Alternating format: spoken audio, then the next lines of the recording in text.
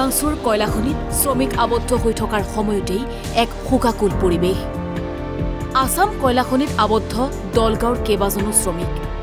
দলগাঁৱৰ ৪ নং শিয়ালমাৰী গাঁৱৰ জাকিৰ হুছেইন নামৰ শ্ৰমিকজন কয়লাখনিত আবদ্ধ হৈ পৰাৰ খবৰ পোৱাৰ পাছতেই বাসগৃহত এক অবৰ্ণনীয় পৰিৱেশ।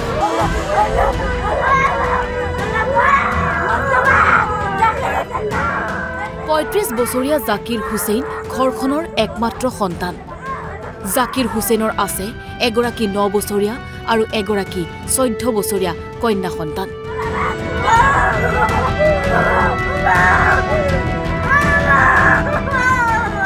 পত্নী আৰু এগৰাকী বৃদ্ধ মাতৃ আছে জাকিৰৰ। জাকিৰ কয়লাখনিত আবদ্ধ হোৱাৰ খবৰ পোৱাৰ পাছতেই কান্দোনত ভাগি পৰিছে মাতৃ, পত্নী আৰু ২ সন্তান। আবদ্ধ শ্ৰমিক জাকিৰ হুছেইনৰ পৰিয়ালৰ লগতে শোকত ভাগি পৰিছে অঞ্চলটোৰ ৰাইজ।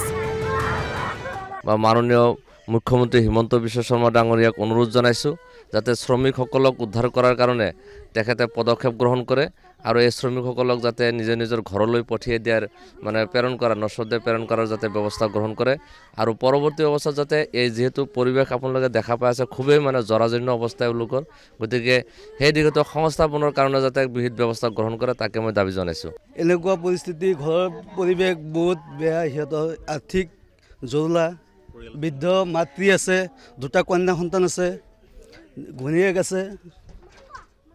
এতিয়া আমি ক'বলৈ ভাষা পোৱা নাই, সিহঁতৰ কান্দোনৰ ফলত আমিও মৰ্মাহত হৈ গৈছোঁ। গতকালি সিহঁতক আমি অসম চৰকাৰক এটা আহ্বান জনাইছোঁ, সিহঁতৰ নশ্বৰ দেশটো ওলাই আনিব লাগে আমি কবৰস্থ কৰিবৰ কাৰণে। দৰঙৰ বগৰীবাৰী গাঁৱৰ হুছেইন আলী আৰু মুস্তাফা শ্বেখো আবদ্ধ হৈ আছে কয়লাখনিটোত। শ্ৰমিক 2জন আবদ্ধ হৈ থকাত হাহাকাৰ লাগিছে পৰিয়াল দুটাত। আবদ্ধ শ্ৰমিকসকলক শীঘ্ৰেই উদ্ধাৰ কৰিবলৈ দাবী জনাইছে স্থানীয় লোকে। উমৰাংচু কয়লাখনিত আবদ্ধ হৈ থকা বুলি আমি গম পাইছোঁ, নিউজত দেখা পাই আছোঁ।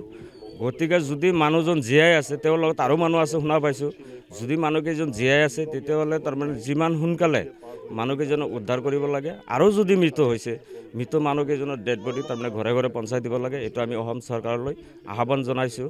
আৰু হুছেইন আলী 3জন কণকৈ ল'ৰা ছোৱালী আছে, সেই কেইজনৰ চৰকাৰে যাতে কিবা এটা সহায় সুবিধা কৰি দিয়ে তাৰ কাৰণে আমি আহ্বান জনাইছোঁ। চৰকাৰৰ পৰা আমি আহ্বান জনাওঁ যে লাছটো উলিয়াই দিয়ে আৰু তেখেতৰ পৰিয়ালটোৰ বিষয়ে চৰকাৰে কিবা এটা চিন্তাযুক্ত কৰি কিবা এটা সুবিধা কৰি দিয়ে, নহ'লে পৰিয়ালটো দুখীয়া পৰিয়াল মৰিব।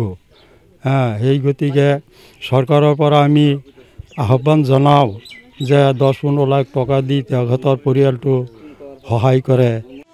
প্ৰায় 1.5 মাহ পূৰ্বে উমৰাংচুৰ কয়লাখনিত কামৰ বাবে গৈছিল কোকৰাঝাৰৰ 4 সন্তানৰ পিতৃ খুচিমোহন ৰায়।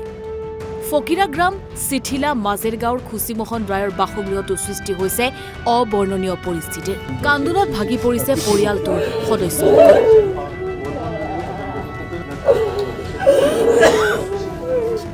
আবদ্ধসকলক শীঘ্ৰেই উদ্ধাৰ কৰিবলৈ চৰকাৰক কাতৰ অনুৰোধ জনাইছে খুচিমোহন ৰায়ৰ পৰিয়ালৰ লোকে। এতিয়া আমি চৰকাৰক অনুৰোধ কৰিছোঁ যাতে যিকোনো প্ৰকাৰে তেখেতসকলক উদ্ধাৰৰ ব্যৱস্থা কৰি যাতে ঘৰত চমজাই দিব পাৰে, এইটো আমি অনুৰোধ কৰিছোঁ। ঘৰত তাৰ ৱাইফ আছে, 2জনী ছোৱালী আছে, ল'ৰা আছে 2জন, এই 2জনৰ বাহিৰত কামত গৈছে আৰু বুঢ়ীমা আছে। তেখেতে ঘৰখনৰ একমাত্ৰ উপাৰ্জনকাৰী ব্যক্তি। আমাৰ এই চিতলা ছাইডত বেছি কাম কাজ নাই, দিন হাজিৰা কৰি খায়। 1-2 দিন যদি হয়, 10-12 দিনে নহয়, সেইকাৰণে তাতে খবৰ পাই গ'ল, যাই এই দুৰ্ঘটনাটো হৈ গ'ল। এতিয়া সোমবাৰে কয়লাখনিত সংঘটিত এই ঘটনাৰ খবৰ পোৱাৰ পাছতেই শ্ৰমিকসকলৰ বাসগৃহত সৃষ্টি হয় অবৰ্ণনীয় পৰিস্থিতি। খোৱা বাদ দিছে শ্ৰমিকসকলৰ পৰিয়ালকেইটাই।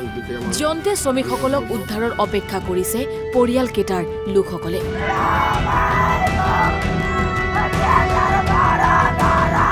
দলগাঁৱৰ পৰা ৰিকি দাস আৰু কোকৰাঝাৰৰ পৰা কনক বড়ো, NB নিউজ।